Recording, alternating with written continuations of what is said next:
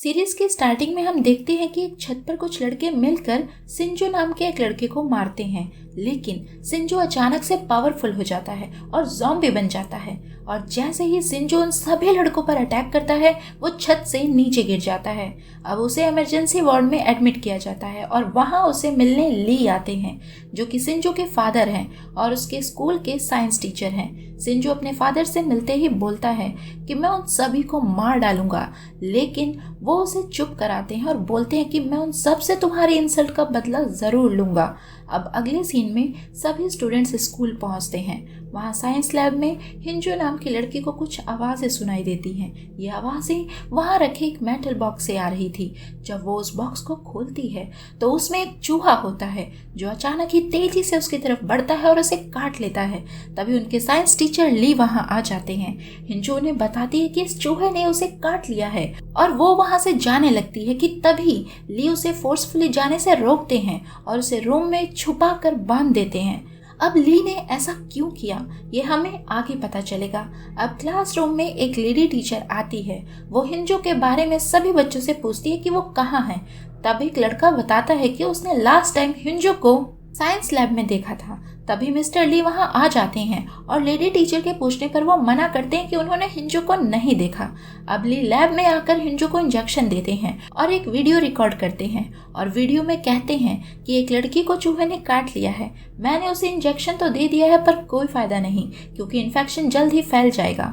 अब ली अपनी क्लास लेने जाते हैं पर वहाँ हिंजो की नाक से खून निकलने लगता है और वो ज़ॉम्बी बन जाती है। वो अपने बंधे हुए हाथों को खोलकर उस लेडी टीचर की क्लास में पहुंच जाती है और बताती है कि टीचर ली ने उसे बंद करके रखा था और बहुत से इंजेक्शन भी उसे लगाए। उसकी हालत बहुत खराब होती है, इसलिए बच्चे जल्द ही उसे उठाकर स्कूल के डॉक्टर को दिखाते हैं। तब डॉक्टर एम्बुलेंस बुलाती है और उसे बेहोशी का इंजेक्शन दे देती है, लेकिन इस बीच हिंजो डॉक्टर को काट लेती है। वहीं दूसरी तरफ मिस्टर ली को पुलिस वाले पकड़ कर ले जाते हैं।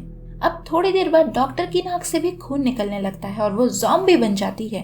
पर वहीं पास ही कुछ लड़के इस बात से बेखबर डॉक्टर की वीडियो बना रहे थे, पर तभी वो डॉक्टर बड़ी तेजी से आकर उन्हें काट लेती है। उसके काटते ही वो लड़का ज़ॉम्बी बन जाता है। अब ये लड़का दूसरे बच्चों को काटने लगता है, जिससे हर जगह अफरा तफरी मच जाती है। सभी खुद को और अपने दोस्तों को बचाने में लग जाते हैं। पूरा स्कूल स्टाफ, कैंटीन, हर जगह ज़ॉम्बीज़ ही ज़ॉम्बीज़ का कहर होने लगता है। सभी एक बिल्डिंग से दूसरी बिल्डिंग में भागने लगते हैं। वहाँ हॉस्पिटल में हिंजो अपना इलाज कर रहे डॉक्टरों को ही काट लेती है। अब डॉक्टर भी ज़ॉम्बी बन जाते हैं। हर जगह ज़ॉम्बीज़ का आतंक फैल जाता है। खैर, दूसरी तरफ स्कूल स्टूडेंट्स छुपने के लिए एक रूम खोजते हैं जहां और भी स्टूडेंट्स होते हैं। अब वहां उन्हें एक फ़ोन मिलता है। वो पुलिस को फ़ोन करते हैं, लेकिन पुलिस उन स्टूडेंट्स पर भरोसा नहीं करती। पर जब हॉस्पिटल से भी ऐसी खबरें मिलती हैं तो उन्हें यकीन होने लगता है। अब पुलिस मिस्टर ली से पूछताछ करती है तो वो उन्हें बताता है कि स्कूल स्टूडेंट्स मेरे बेटे को परेशान करते थे और उसे मारते पीटते भी थे, क्योंकि वो डरपोक था और स्कूल स्टाफ इन स्टूडेंट्स के विरुद्ध कोई एक्शन नहीं लेता था। इसलिए मैंने सोचा क्यों ना मैं उसके इसी डर को गुस्से में बदल दूं, ताकि मैं उसे ताकतवर बना सकूं। इसलिए मैंने एक एक्सपेरिमेंट किया जिसमें मैंने एक चूहे और बिल्ली को साथ में एक बॉक्स में बंद कर दिया। पहले तो चूहा बिल्ली से डरता था, लेकिन बाद में अपने गुस्से की वजह से वो बिल्ली पर ही हावी हो जाता है। फिर उसके ब्लड पर एक्सपेरिमेंट करके मैंने एक वायरस बनाया और अपने बेटे के अंदर इंजेक्ट किया, लेकिन वायरस ने उसे खूंखार बना दिया और उसने अपनी ही माँ को काट लिया। इसलिए अब मैंने अपने बेटे सिंजो और अपनी वाइफ को कैद करके रखा है, जिन्हें मैं इंजेक्शन देकर शांत रखता हूँ। अब पुलिस उससे इसका इलाज पूछती है तो वो कहता है कि इसका इलाज मेरे स्कूल की साइंस लैब में मेरे लैपटॉप में है। पर अब पूरे शहर में हर जगह ज़ॉम्बीज़ होते हैं और ऐसा लगता है मानो शायद ही कोई बचा होगा। पूरे शहर में मार्शल लॉ लगा दिया जाता है। इंटरनेट और कॉलिंग की सुविधा बंद कर दी जाती है। दूसरी तरफ ली वीडियो रिकॉर्ड करता है और बताता है कि मैंने इस वायरस में कुछ ऐसे म्यूटेशंस देखे हैं जो असिम्प्टोमेटिक हैं और इंसानों से ज़्यादा ताकतवर भी।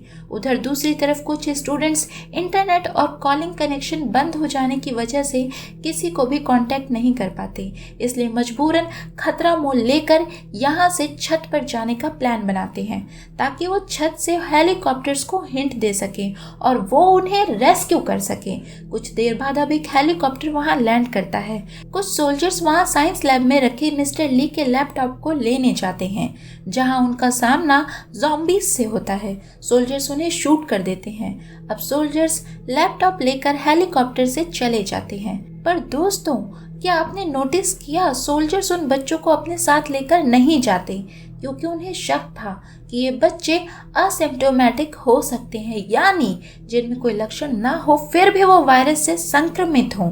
इसलिए अब ये सभी स्टूडेंट्स जंगल की तरफ जाने का प्लान बनाते हैं। उधर ली के लैपटॉप से ये जानकारी मिलती है कि अगर इस वायरस को खत्म करना है तो सभी इन्फेक्टेड लोगों को जलाना ही पड़ेगा, पर यह इतना आसान नहीं था।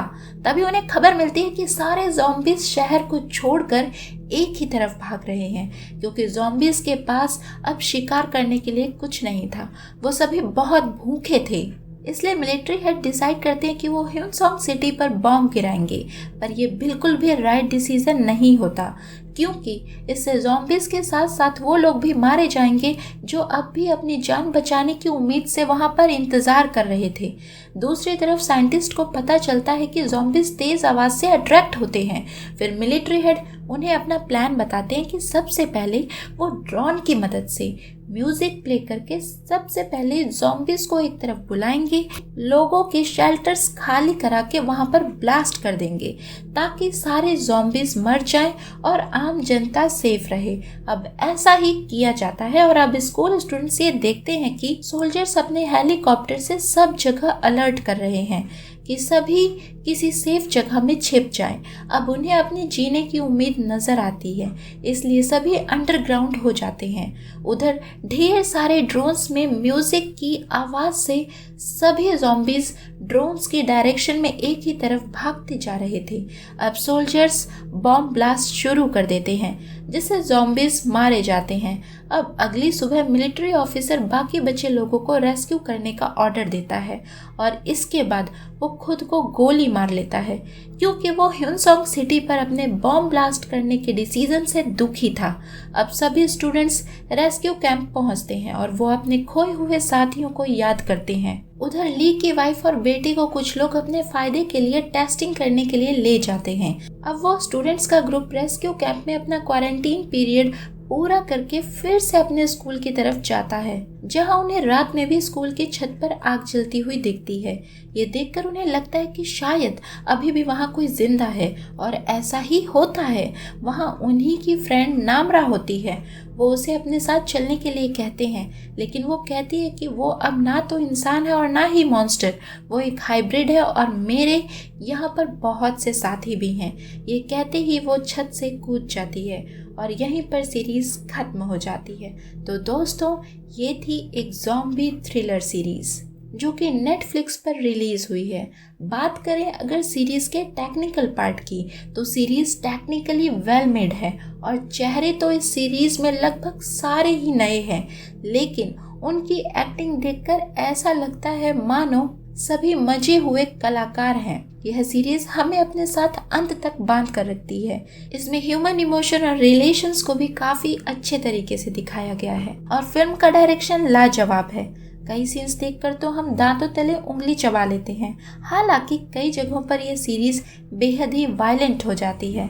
अगर हम इसे रेट करें तो मैं इसे दूंगी 7.5 आउट ऑफ 10। तो दोस्तों, अगर आपने ये सीरीज देख ली है तो प्लीज़ हमें कमेंट में ज़रूर बताइए कि आपको ये सीरीज कैसी लगी और हमारा ये वीडियो आपको कैसा लगा। तो दोस्तों, हमारा ये वीडियो देखने के लिए आपको धन्यवाद। चैनल को सब्सक्राइब कीजिए और वीडियो को लाइक कीजिए। Thank you.